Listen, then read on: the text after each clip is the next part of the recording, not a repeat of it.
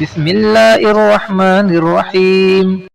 احادیث کی روشنی میں شب قدر کے چند علامات بیان کی گئی ہیں۔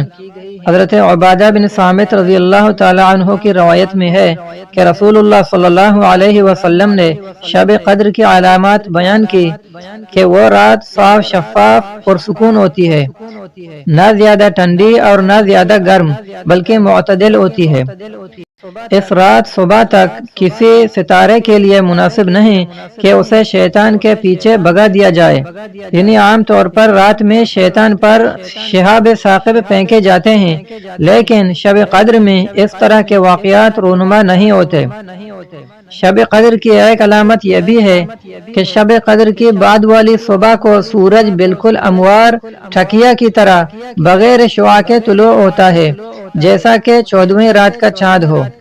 شب قدر کے بعد والی صبح کو جب سورج نکلتا ہے تو سورج کے ساتھ شیطان نہیں نکلتا۔ ایک حدیث میں آتا ہے کہ سیدنا ابی ابن کعب رضی اللہ تعالی عنہ سے مروی ہے کہ رسول اللہ صلی اللہ علیہ وسلم نے فرمایا، لیلۃ القدر کی صبح کو سورج کے بلند ہونے تک اس کی شعاع نہیں ہوتی، وہ ایسے ہوتا ہے جیسا کہ تالی۔ بعض علماء نے ذکر کیا ہے کہ جو شخص اس رات میں عبادت کرتا ہے اسے ایک خاص قسم کی روحانی مسرت اور سکون حاصل ہوتا ہے۔